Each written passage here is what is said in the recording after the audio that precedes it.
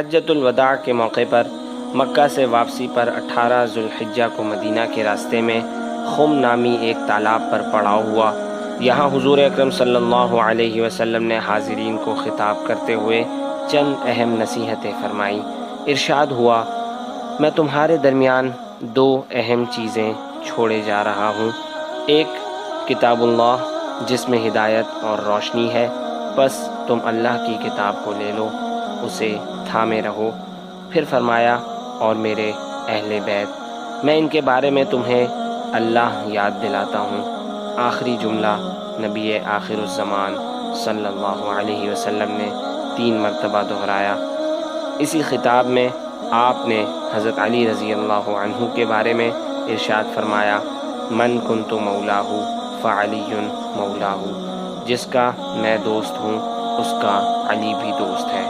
رسالت مآب صلی اللہ علیہ وسلم کا مقصد یہ تھا کہ تا قیامت آنے والے مسلمان حضرت علی المرتضیٰ رضی اللہ عنہ کو اپنا محبوب، رہنما اور بڑا سمجھیں، ان کا مقام ملحوظ رکھیں، ان کا پورا احترام کریں اور کسی بے ادبی کے مرتکب نہ ہوں۔ دراصل حضرت علی رضی اللہ عنہ کے بارے میں یہ ارشاد ان لوگوں کی تنبیہ کے لیے ہے جو بعد کے دور میں ناسبی بن گئے۔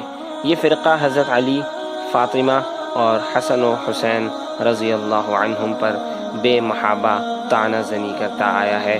کسی مسلمان کو ایسا کرنا ہرگز زیبا نہیں۔ سخت خطرہ ہے کہ حضرت علی رضی اللہ عنہ یا سادات کرام کی تحقیر پر مبنی سوچ بروز حشر رسوائی، شفاعت محمدیہ سے محرومی اور برے انجام کا باعث ہوگی۔